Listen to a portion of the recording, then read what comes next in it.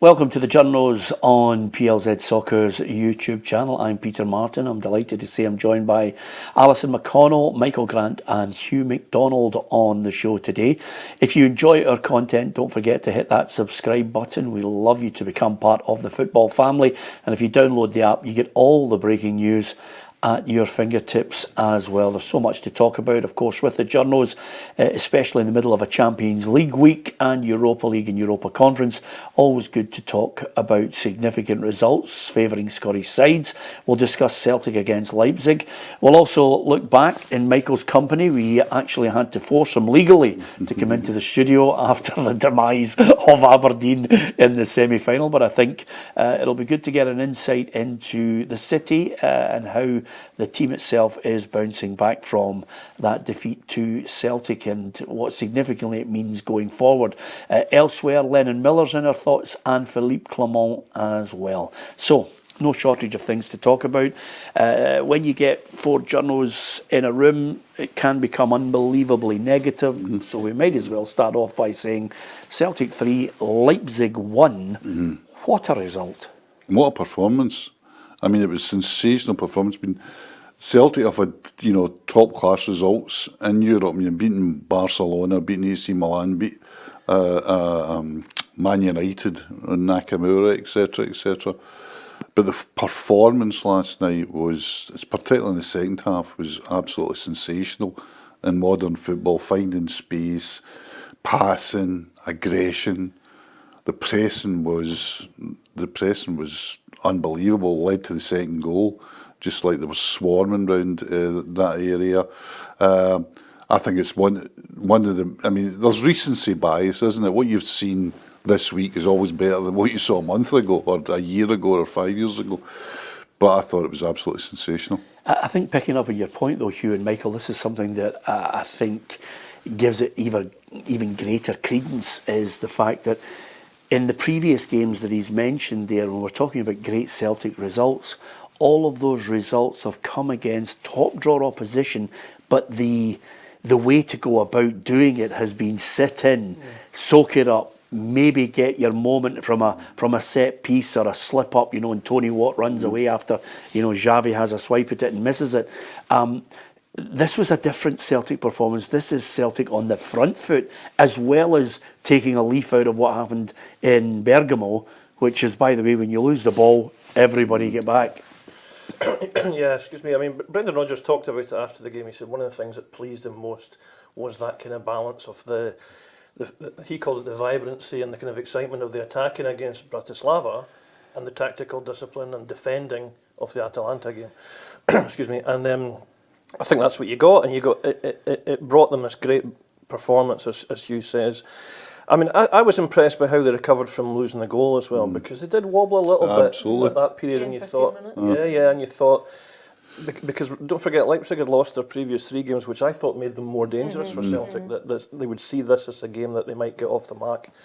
But Celtic came back from that. They needed the goal that Kühn delivered for them. It was a fabulous goal. I don't know if there's been any debate about whether it was a cross or not. I saw Joe Hart saying they thought it might be a cross. I think that's ludicrous. Nicolas Kühn actually just said, and you can only take him at his word, he absolutely meant it. He looked up and he thought, this is my moment.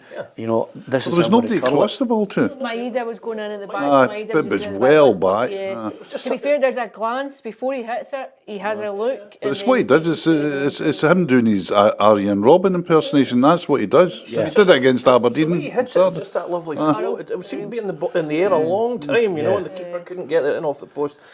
And then after that, I thought Celtic really kind of surged into the game. They get the second goal. The second half was strong again. I mean, they had a bit of defending to do, which they did really strongly, really powerfully, defending crosses and so on.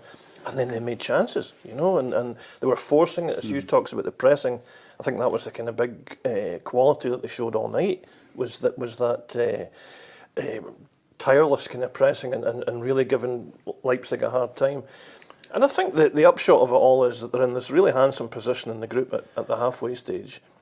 And it was really interesting, Peter, that they were asked, Rodgers was asked last night that, might you even aspire to top 8?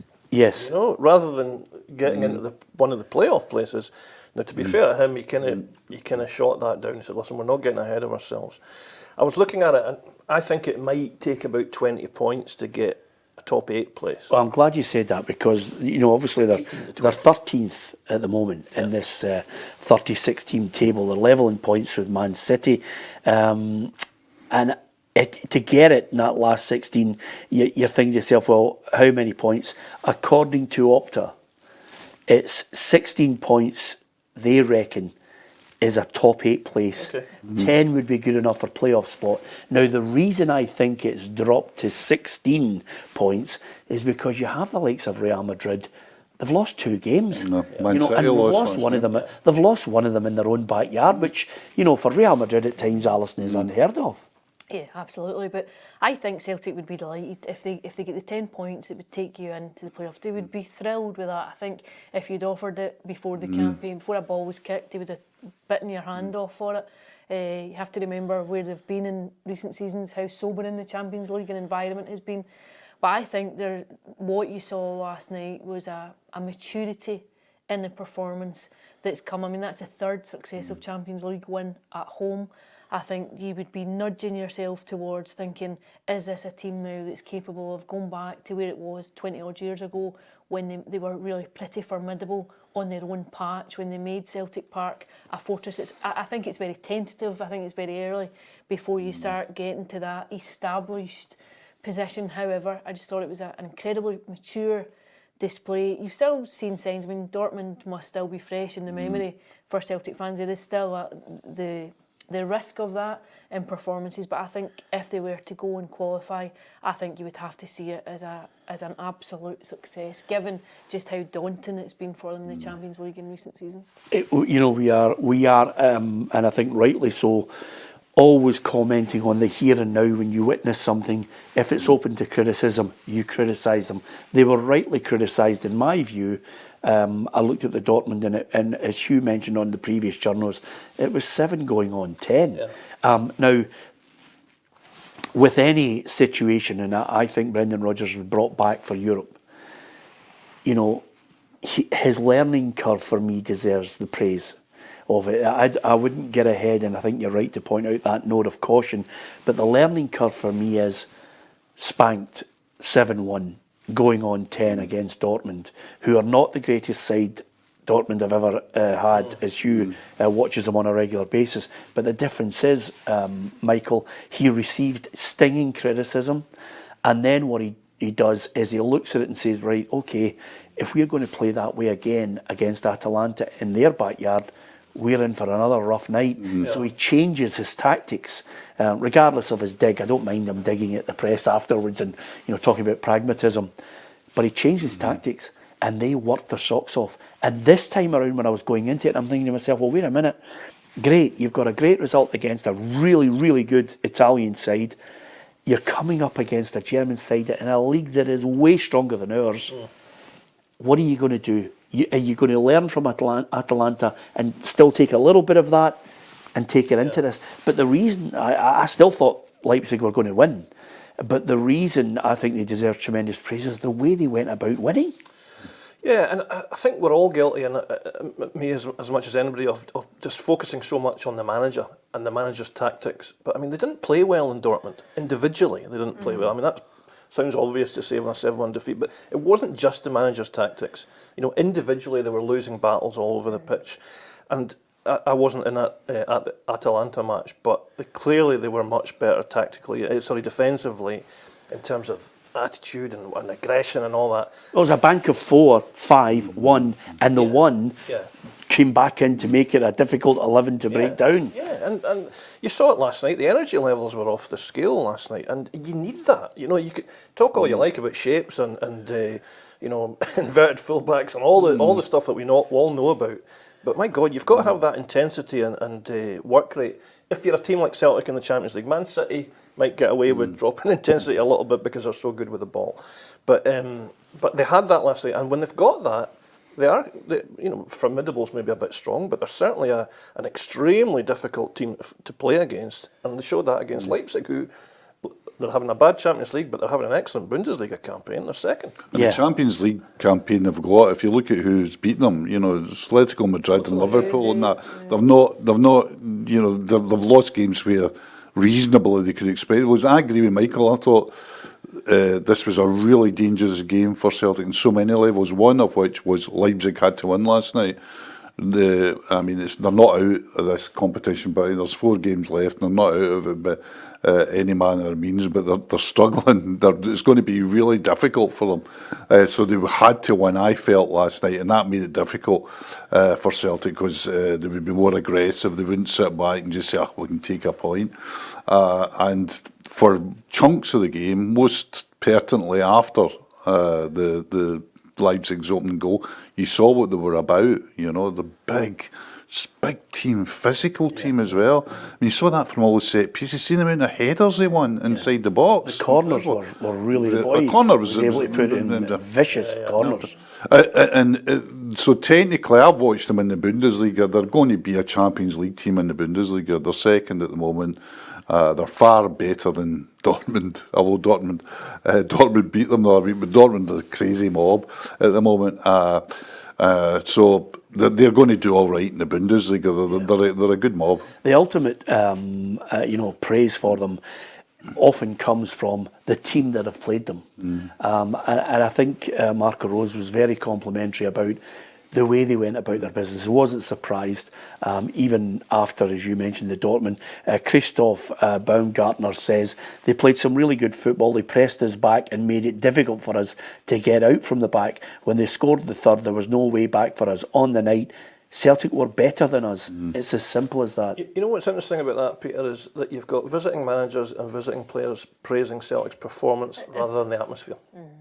Because that's what you've had for years at Parkhead, and even to an extent at Ibrox. European teams come and go, what an atmosphere, what a noise, blah, blah, blah. Oh, we won 3-0. Yes.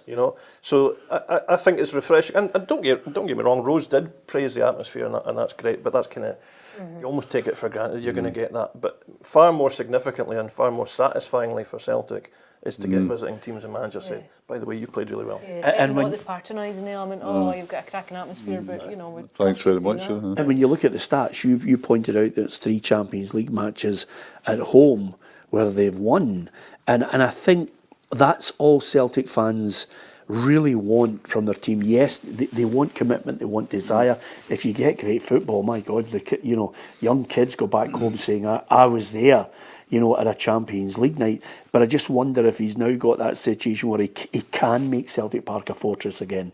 That'll certainly be the ambition. I think it'll take more than just 3 results. I think you've got to do it on a consistent basis over time. But certainly what you would see are the foundations are there, the performance last night, not just the result, but the manner of the performance would augur a belief in that you can go and do it. And really interesting, that was the first time Celtic have beat a team in the top, from one of the top 5 leagues, for the first time in 12 years. It's also, I think, the first time they've beat German opposition in the Champions League, if I'm right. I think it's a really crucial, a huge result for them in terms of everything around it and what it meant.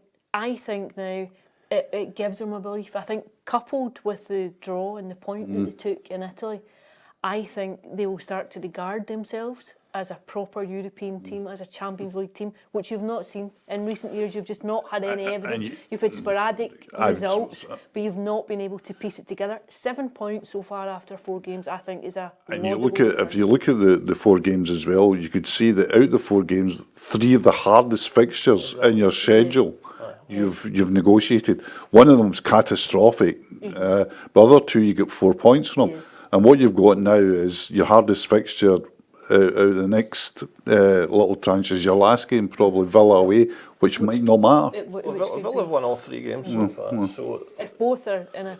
They may have qualified comfortably by the time they play Celtic. Just before we leave that subject, and I think, we talked about the manager and his learning curve. When you look at the players, mitigating circumstances, fans don't really care about mitigating circumstances. They just want wins. But Joe Hart said something significant, I think, in the commentary last night about Nicolas Kühn was not well he had an injury as well, and I think it was difficult for him to settle in because he'd setback after setback. When he comes in, he didn't look the real deal, but boy, they look as if they've got somebody. I mean, I think I heard someone on the BBC, he was talking about who they remind him of, and they said Jota, and I didn't see Jota. I see a kind of a Patrick Roberts, but a better Patrick Roberts. Yeah, I mean, you're looking at him now and thinking, is this the next guy that they sell for a massive profit? You know? As you say, he came in, he had dental problems, didn't he? Yeah. His wisdom tooth. Yeah, and it just seemed to throw him, and he looked kind of light, didn't he? And you thought, is this, another of these kind of ten-a-penny wingers that come in and show flashes of it. January can be a tough time for any player coming mid-season. What we're like in Scotland, we don't give players time, do we? We're on them and immediately making judgments, and sometimes that's correct, and other times it's wrong. But I thought last night he wanted to get on the ball all the time. He wanted to carry it. He wanted to make things happen. He could have had a hat trick. He could have blasted one over in the second half, but. And you could feel a wee bit of electricity going down the stadium every time he was on the ball after that goal, because it was like, what's he going to do next? Yeah. The other good thing, and this is the positive way to finish on it, the manager deserves praise. The players definitely deserve all the praise that's coming their way. I'm looking at the way this whole league is constructed, Hugh. By the time you get to January, as you said, and you've got Villa, the window's open. And I just wonder at that point if he looks and says to himself, well, the objective for me, for Brendan Rodgers, was make Celtic a better side in Europe. He's on his way to it. We'll judge them in the next couple of matches as well. But can he get a couple more just to really supplement it for a knockout game? Well, I think he's all managers want more players. There's not a manager in the world that say, I'm quite happy with what we have. Pep Guardiola wouldn't be, Ancelotti certainly wouldn't be at this moment in time. Every manager will want to go again. What Celtic have got is money. They've got money, and they're getting more. It's washing. I mean, people are forgetting how much money they made just out of that one victory last night, and another couple of million into the bank. So they'll have money. Rodgers then has got to think not only just about the knockout phase of the Champions League, he's got to think about next season, because the model at Celtic is to sell somebody in the summer. The three that are in the departure lounge for me at the moment are Kühn, Johnston and Hatate. I think at the start of the season, Hatate would be the most likely to leave next summer, but it all depends on when.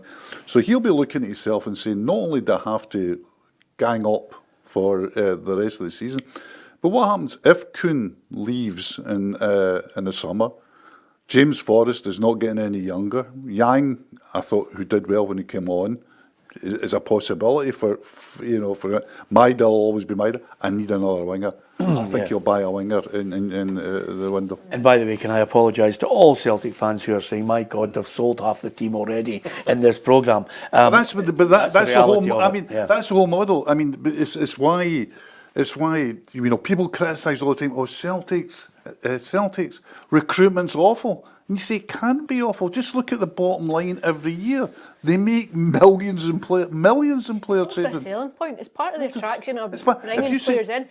We give you a platform. If you do well, you have an opportunity. You go to anybody that wants to, any winger that you buy in January, you'll say, we bought a guy who couldn't get a game for RB Leipzig, had to leave them, blah, couldn't get a game here and there. We brought him, and we've now sold him to the English Premier League. Yeah, absolutely. I think your balance on it, though, and again, I just offer a note of caution on it. They've got Bruges young boys. They've got a really good chance. Just as a footnote, Michael, I don't know about you, I think everybody is loving what UEFA have done with this new format. Yeah, it's interesting though, because they are setting the precedent for this season. So that's why we're not sure whether it's 16 points might be enough to get you top thing. Somebody made an interesting point to me that it's difficult for scouts and the kind of data people, because normally you just have 3 opposition to research, and you're playing them twice. So your second game is more of a top-up. Yeah. Now they've got 8 to deal with, and listen, that's an aside, but I don't know. I'm not quite sure if I've made my mind up yet, Peter, but what's worrying you about it? I don't know. I like the home and away format, and I think there's probably going to be imbalances. I mean, you mentioned it, Hugh. The teams that Leipzig have played have been really difficult. You know, I mean, Juventus, Madrid, and Liverpool. You know, it's wow. Yeah, but the reason why I think it works is I think fans were feeling, especially that second tier queue of fans who have witnessed great teams of the past that have won. Feyenoord's won a European Cup, and Ajax has won European Cups in the past, a Celtic, and suddenly these second tier teams, if they were drawn in a group of four, you know, if you're pot 3 and pot 4, you're getting battered. Aye. And there isn't really that ability to surprise people along the way, and you're also getting variety. Yeah, I think that it appeals. I mean, the top clubs in the Champions League will just hate any format of the Champions League at all before it gets to the knockout. It's a chore for them. Yeah. You know, they've got to play. You know, you're going to play Bournemouth on Saturday, then get in a plane and go to, you know, wherever, Salzburg on a Tuesday, and then come back and play Liverpool. Will they feel? There's also very little jeopardy for them, the big clubs. You know? They're not going to fail to qualify. But will they feel miffed that they now have to play games where they have to step up? I mean, because I watched, of the two highlights that I picked up on, I watched Man City, who could have been out of sight in the game against Sporting, and then Sporting in the second half just took chances and won the game. And I watched, you know, Morata score for AC Milan, and they ended up winning 3-1. And you're thinking to yourself, you know, a couple of skint taking a few scalps along the way is great viewing. Yeah, but the ultimate result will not change. I mean, the top 8 will you might get one. You might get a club that just like a Leicester did in the Villa or something. Oh, goodness gracious, they've got in the top 8. But see that middle section, Hugh. That middle section suddenly gets a check for an additional 10 million that they didn't have. Well, that's the. I think that's the crucial point. What it's done is revitalise an area of the Champions League that was pretty moribund. You could see it with Celtic fans. Every year, Celtic fans going into the Champions League and said, do you know what, I would take third. See if you gave me third now, we'd take third in a game after Christmas and all that. It's revitalised that section because there's a lot of Celtics throughout Europe, like Benfica's, and I mean, we're not the Dutch teams. You're not alone, and it's revitalised that section. I thought, I mean, the atmosphere generally at Celtic Park is excellent, we know, but I thought yesterday or last night the level not of expectation but of sort of relish about playing in the game was because most punters round about me would say take a draw. Yeah. I thought last night there was a prevailing feeling of that, like a draw would be a good result given the fact that, you know, you've come into it off the back of Atalanta, you've taken a point.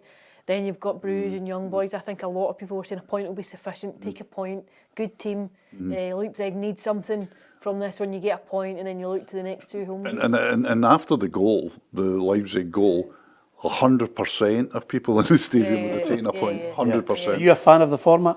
I think it's quite refreshing. I quite like it. Yeah. The only thing I would say, it takes away that drop down. There's no parachute. You know that you might have basically make your money from a Champions League campaign. Yes. And then, but as you said, maybe finish third, drop into Europa League, and see how far you go. Yeah, that gives you the odd chance of a final. Yeah. The difference I would say now for boards is they're looking and saying, wait a minute, you drop down and you might get a few extra million. You stay here for a playoff match, you've banked 60 million. You've banked 60 million. And you've had 7 games. Yeah, that's why the format has changed. It's to keep the Super League or a breakaway Super League at bay. Yes. So it's just this is the direction of travel that UEFA will do to try and appease the bigger clubs. Yeah. So it means more games, and Celtic would be a beneficiary if they get through. You know? Yeah. Okay, I'm going to focus on you now, Michael. I'm going to bring them in. It's not a court case, right?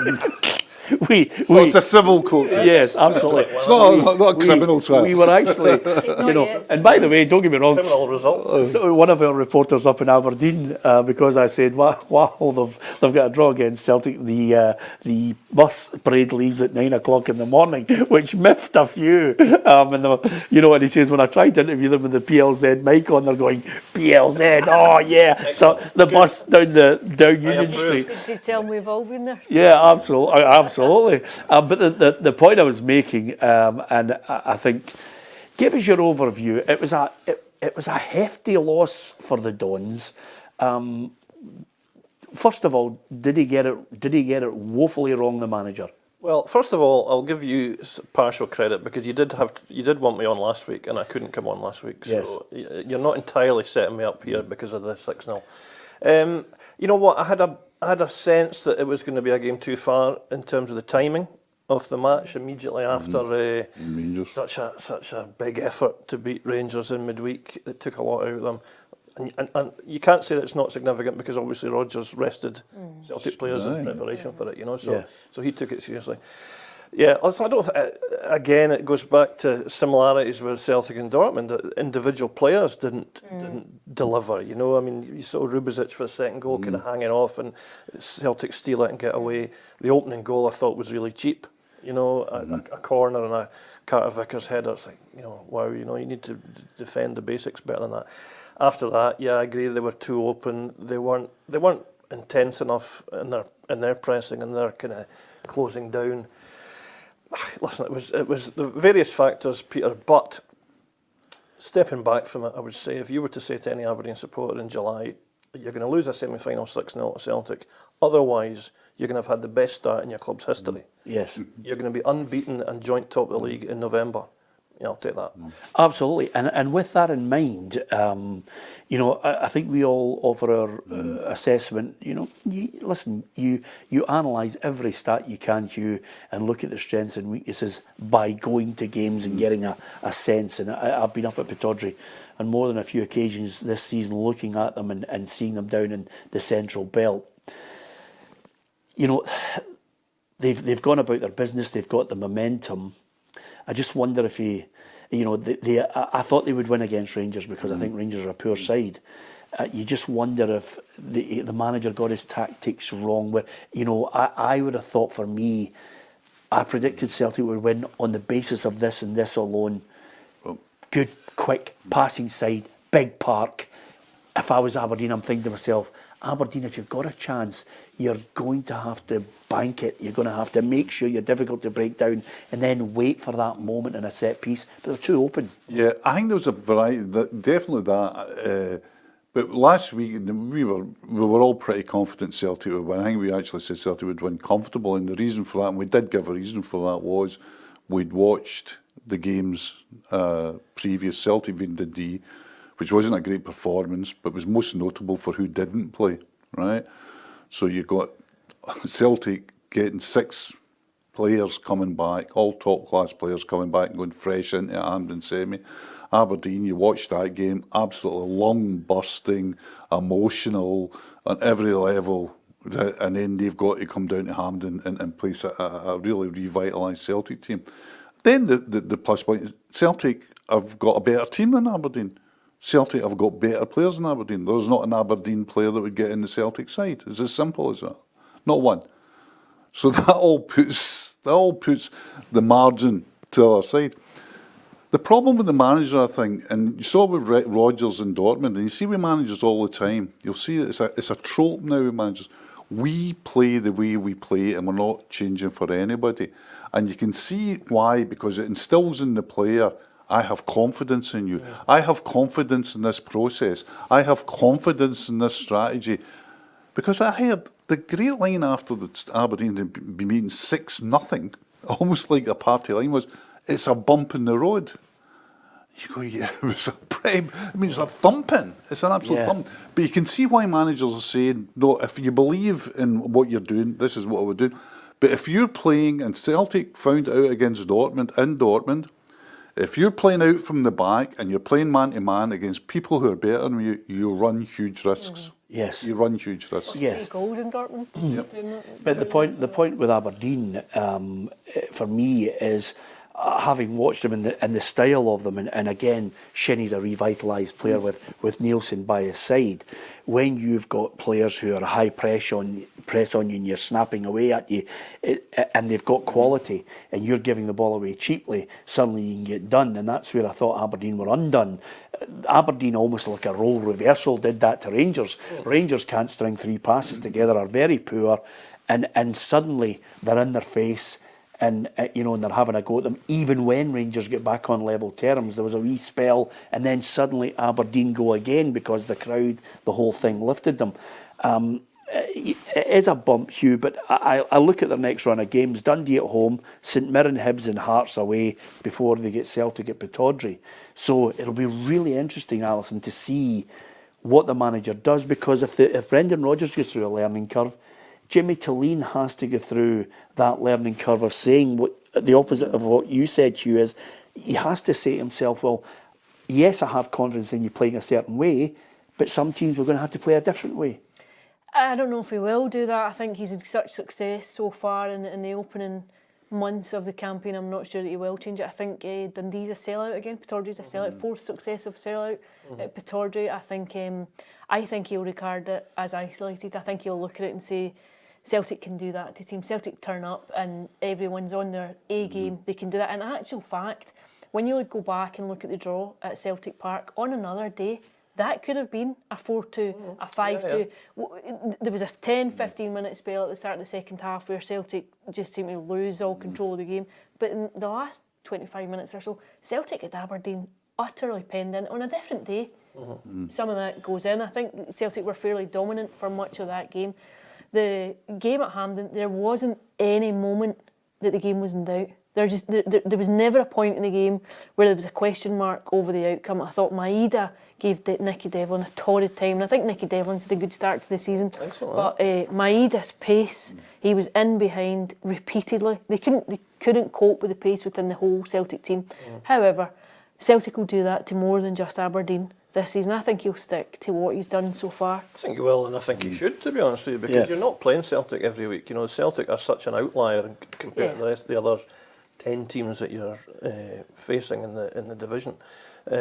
What he's done has been working, as Alison said. You know, they've been defensively solid across all the other games. They've been taking their chances.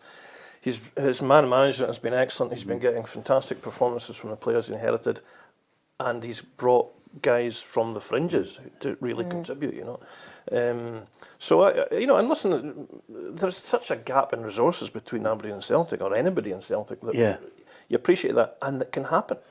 A game like that can happen when all the ingredients point to it. Could they have done better? Yes. Could the team have done better? Certainly. You're right, Alison, that there was a lot of chances Celtic had at Parkhead, but Aberdeen also made additional chances in that game. Yeah. Whereas at at Hampden, they barely threatened at all. Yeah. It was a game too far at that moment, you know, and I think if they were to play again soon, it would be closer and be competitive. Yeah. But that was just... And Ali's right. I think that Celtic did bring their A game and they were determined to. They wanted to make a statement that, you know, the two each stung a little bit. I thought it was very much a statement. I thought, like, when even before Rodgers slipped and got booked, when he was annoyed at the passing, the looseness of the passing, even just before that, he'd given Hatate a mouthful for losing the ball.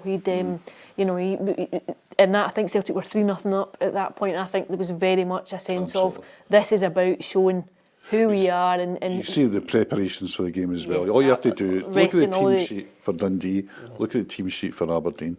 Night and day. Yeah, I wonder if that is a compliment to Aberdeen and what the season they've had so far. Yeah, absolutely. The interesting thing, we're talking about what Brendan Rodgers and Celtic will be doing in the transfer window. I think it'll be interesting what Aberdeen does in the transfer window, because we talked about it briefly last week. Thelin I think he'll have a sort of Ange, Maeda, Hatate, Kyogo, obviously not at that level, but he'll have people in Scandinavia that he'll know can do a job. It's the end of their season. Cormack's going to back him. And what you have is trust now. And we've got complete trust. You're going to say, we'll give this man the tools. Yeah. And I think it'll be interesting what they do in the window. Interestingly enough, though, and this is the key element for me before that window opens up, Michael, is I personally, I think we all hope it's just a bump in the road, because Celtic's the anomaly. The games coming up sell out. The fans are behind them. There's flares going up. There's smoke. The whole thing's absolutely razzmatazz, and it's brilliant for the city.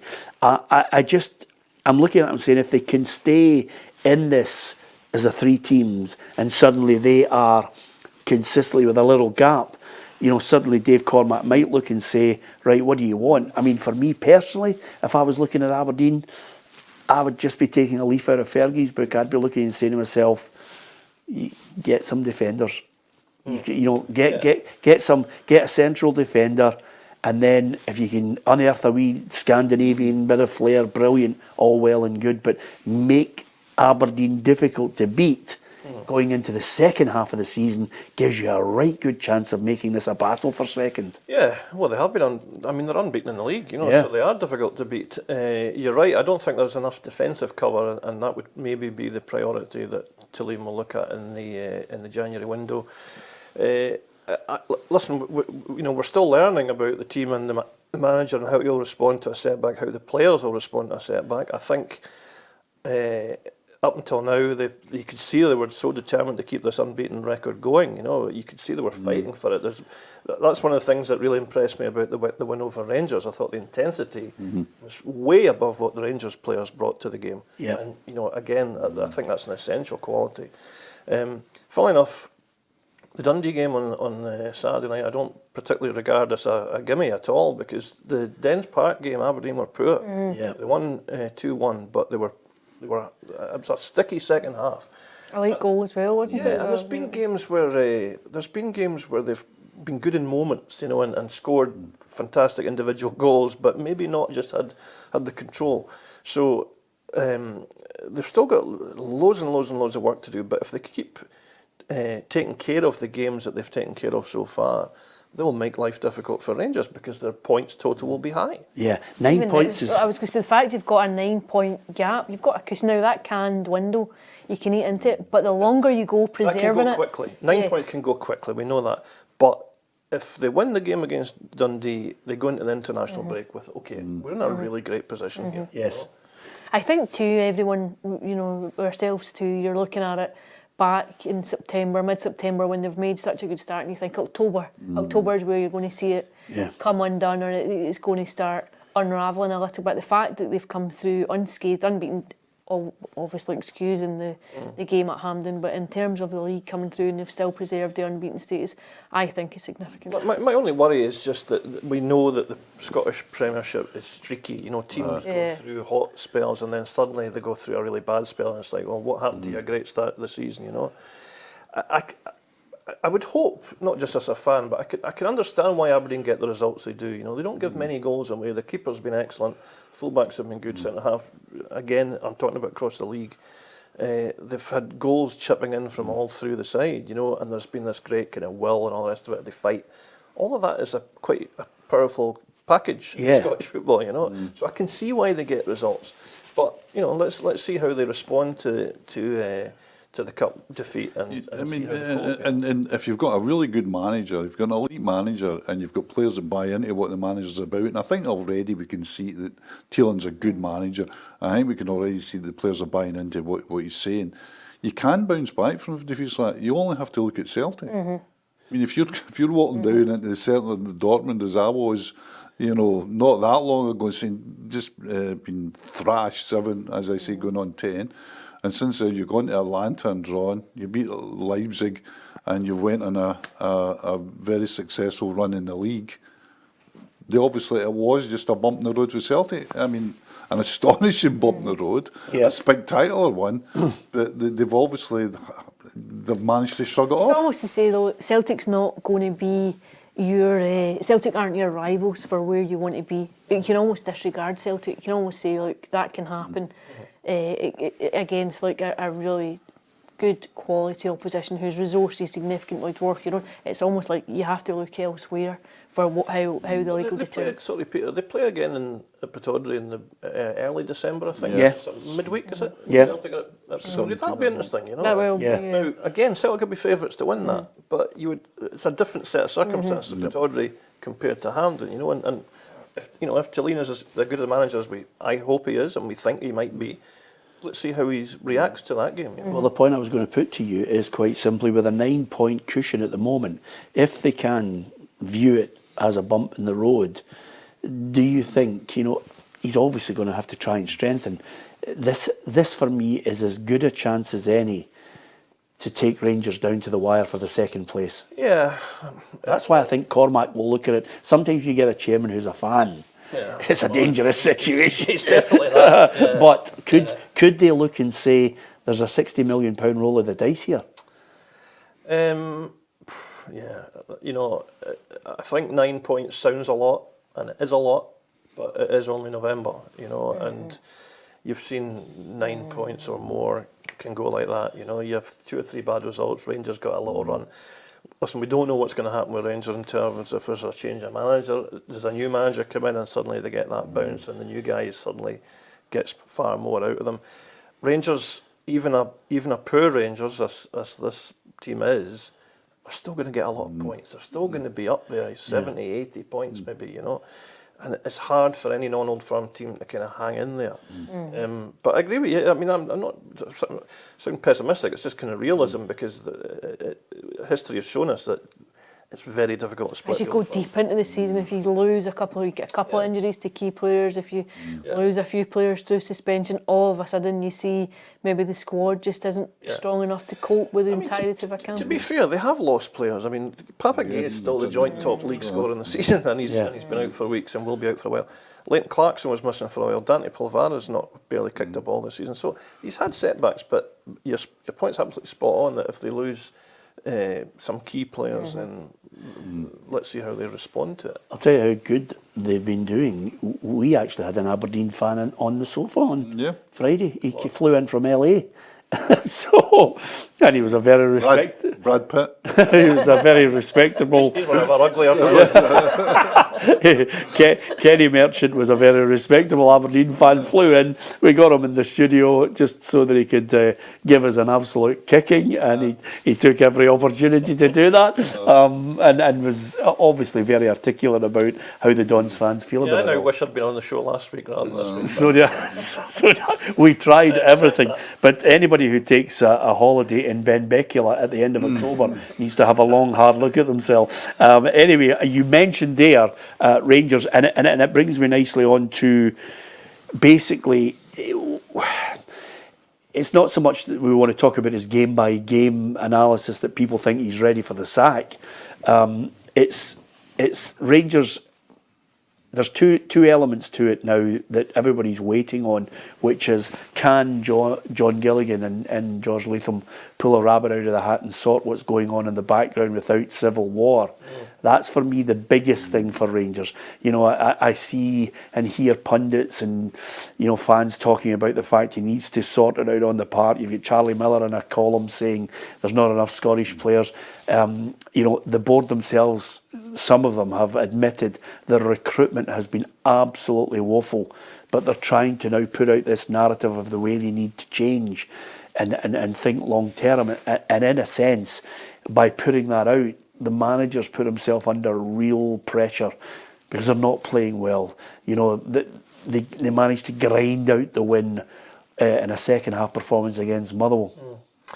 Yeah, I mean, we spoke to him last week before the semi-final. I thought he was more focused than he sometimes is. You know, recently seems a bit rambly at times, but I thought he was quite focused in his message before the game, which was about the project and being long term. And I'm here for 2-3 years, whatever it may be. Do you think he's had a separate conversation that no matter how many people write about him, how many fans groan about him, do you think he's had a separate conversation where somebody said, listen, you're in, get on with it. It's going to be painful short term, but we'll ride the storm with you.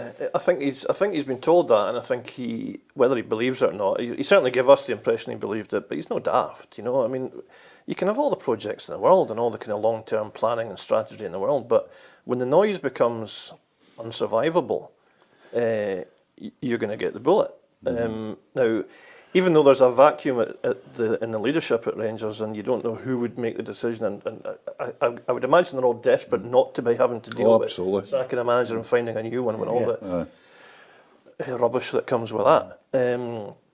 But it'll happen, you know. You heard the half-time reaction from the supporters at Hampden when they were losing. It was vicious and it was visceral, and you thought, he might not last the next couple of days if they don't turn this around. So that's the kind of mood amongst the fans. It was also interesting, Peter, that a banner went up in the Rangers end about Park and co time to go, like within a couple of minutes of the goal the Motherwell goal, and you think, this is support that's coming kind of pre-armed to be unhappy and to have a protest, you know. Fair play to them. You got a performance out of them in the second half. They were much better, and they deserved the win in the end.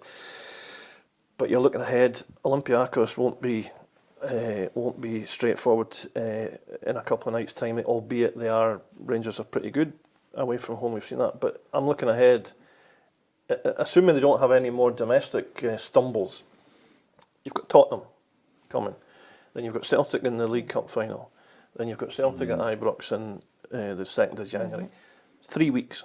Now, I'm not sure he can win any of them. He can win them, but I'm not sure he will win any of those games. And what does that do to the mood and the temperature around him? And, you know, for the best will in the world and all the backing and reassurances that the board will give him, we've heard this a million times from different clubs. We stand by the manager. He's here long term. Bang. And the strange thing about it is, you know, we stand by the manager. There is a strange fixation going on in the background, you know, from people saying we'd take Steven Gerrard back in a heartbeat. Yeah, that's a narrative that's been going. I think there's an idea that Steven Gerrard was the man. You know, he came and he delivered a title, stopped Celtic winning the 10 successive seasons. People forget that Steven Gerrard, there was a night at Tynecastle that it looked as though Steven Gerrard was just ready to go after a really poor performance in what preceded. And that season, I think, was such an aberration. When you look at everything that was going on round about it, playing games behind closed doors. But what's happened is that he's become a kind of focal point of being the saviour, of being, here's a guy that gave us some kind of hope, but it won't happen. For a start, the wage bill has been drummed down entirely. Like Steven Gerrard, the wage bill was on a par with Celtic's wage bill. That's just not going to happen.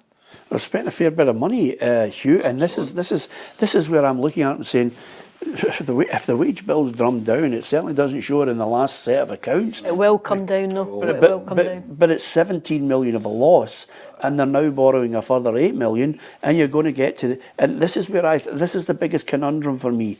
If you are borrowing another 8 million and you've lost 17 million, and you're suddenly in a situation where the board, fragmented, all struggling and battling for power, and remember, board members who want money back, where do you go with a decision to sack a manager, which costs money, and then recruit a manager, and then give him additional promises that some of the players that he doesn't like, you'll get rid of them, you won't get rid of them for a lot of money, and you'll allow him to buy players? That's a tough window to try and engineer, isn't it? The whole thing is really tough. I mean, the £9 million, of course, will be converted into shares and dilutes the worth of what people have got in there already.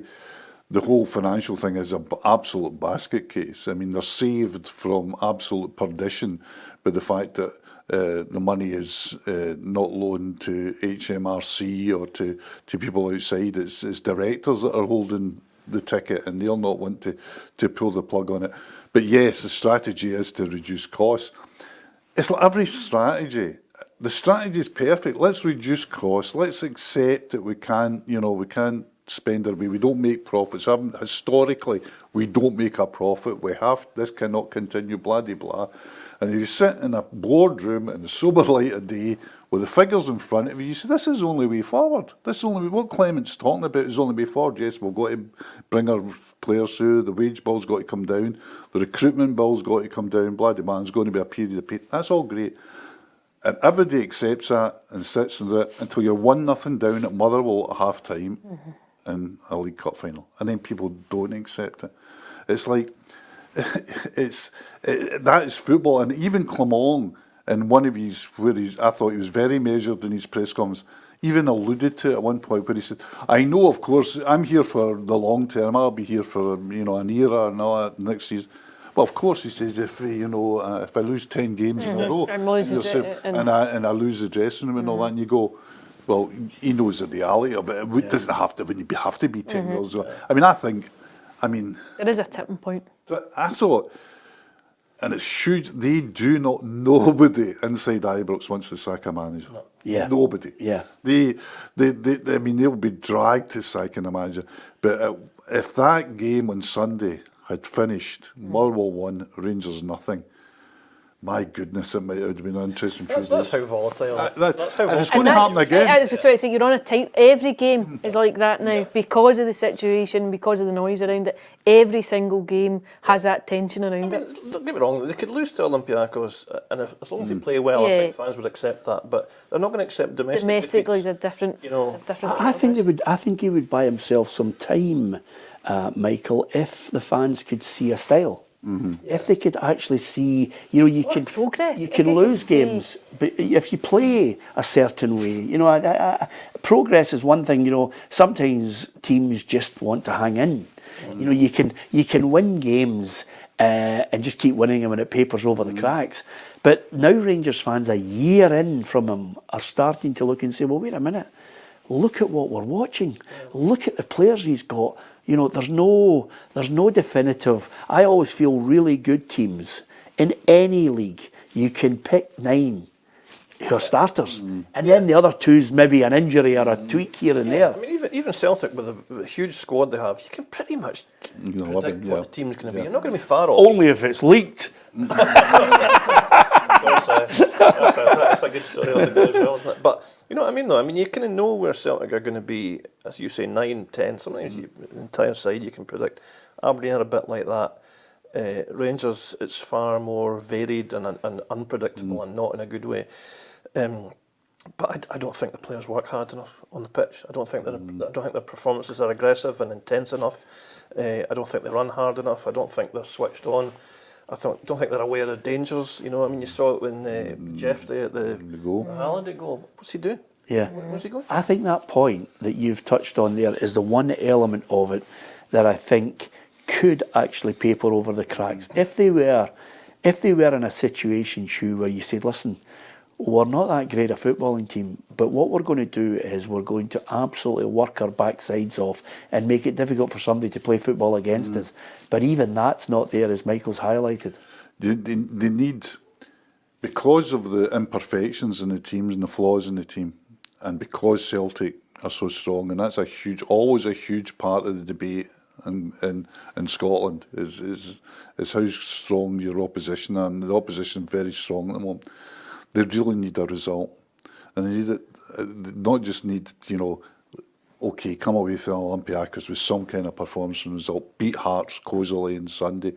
Go to a League Cup final, and who knows? Nick a League Cup final. Everybody go, oh, that can't happen. That can happen. Yeah, that can happen. I mean, people can sit and say that the Christopher Julian League Cup final, Celtic nicked that. Celtic absolutely nicked it. It can happen. It can happen. So there's things that can happen, but you're looking with Rangers at the moment. You're looking at things without any certainty. And football's an uncertain game, but there's a certainty about the opposition at the moment. There's a certainty about the way Aberdeen play, right? Yeah. I mean, things can happen. But there's got a manager, the players buy into it, the players buy into it. You've got a certainty about the way Celtic play at the moment. Rangers, there's so many imponderables.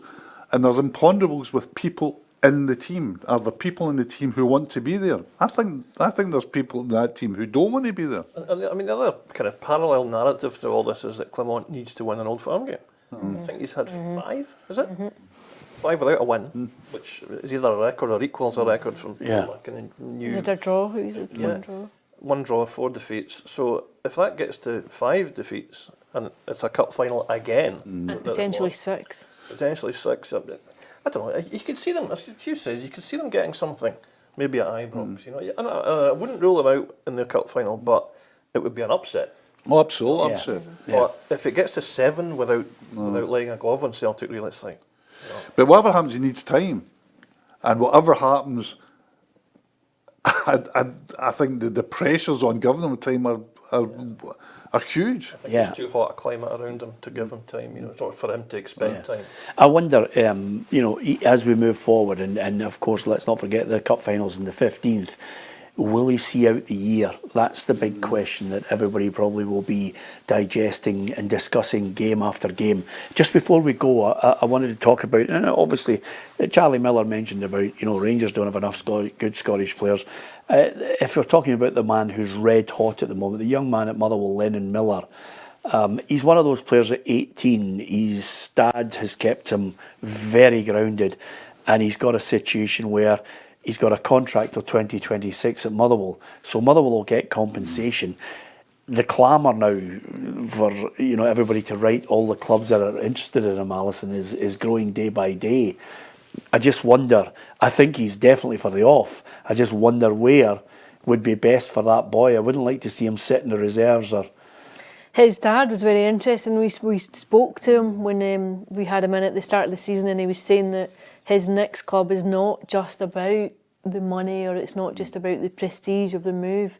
It has to be a proper conversation.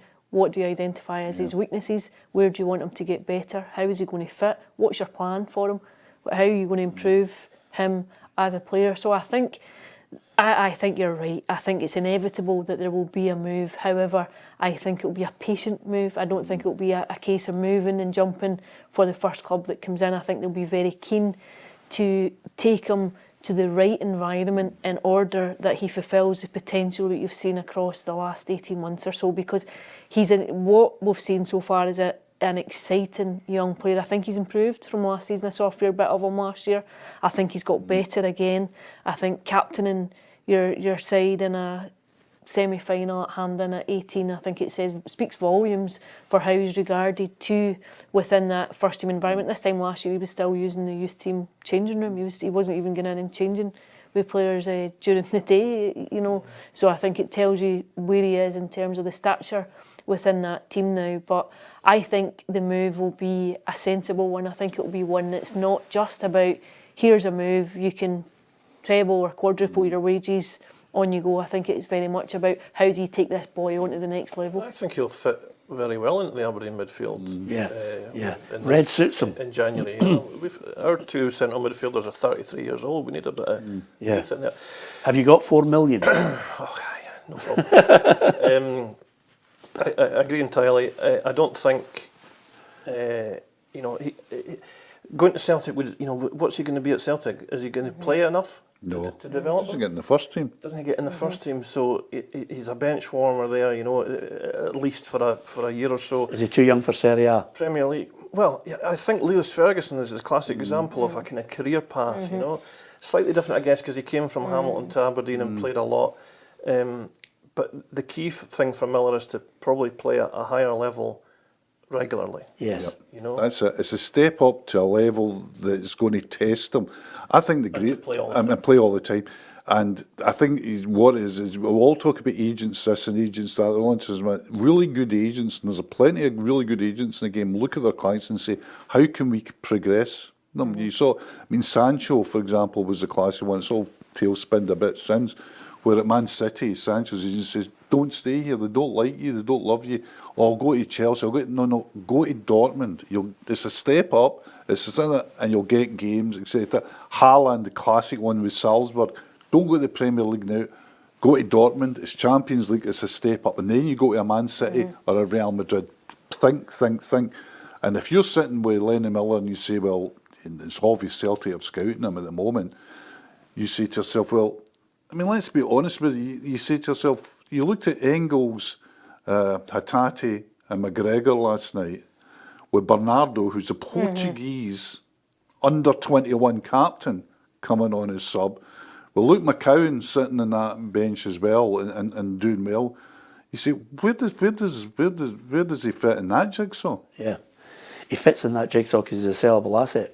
Yeah, listen, if he stays at Motherwell and plays every week, he's still going to be developing and improving. I'd love to see him stay to the summer, would you? Yeah, I think he may stay the summer. I think he'll stay the summer. Motherwell fans are watching him going, you're trying to race the boy away from the club, But the reality is Motherwell will want to reluctantly sell him as well because he's such an asset. And such How much do you think he's worth? You know what, Peter? I haven't seen enough of him in the flesh. Honestly, I felt like the weekend was the first time I'd properly watched him. Yeah. Not his greatest game, but still pretty mature performance, really, in centre mid. They're pushing Motherwell, and rightly so. Just trying to put the seeds out there and say, by the way, if he is going to move, he's moving for more than Turnbull. Yeah, I could see that as well. The simple answer to what a player's worth is what will a club play for him. Yeah. And nowadays, with the way the market is at the moment, Motherwell are right to put them in the Turnbull bracket. Yeah, absolutely. Okay, listen, Michael, it's been an absolute joy. It won't be the last time. We're going to strategically look at the list to see when you're on your next unbeaten run. And then we're getting you back in. An absolute joy. I thought you handled it well, Ali, did you? Yes. Yeah. He's well used to it. He fought his corner brilliantly. Thank you very much to every one of you. Don't forget to hit the subscribe button on our YouTube channel. There's lots of content. The women's football show with Suzanne Lappin. We also have coming up a run of straight talk interviews. Hopefully you'll enjoy the one-to-ones there, the football show as ever. And we've got many documentaries coming out that you will enjoy, as well as some one-to-ones. And don't forget, we've got reporters covering the football right across the whole of the week. If it's Europe or indeed domestic, we are across it on PLZ Soccer. To Michael, Hugh and Alison, thank you very much for listening and watching.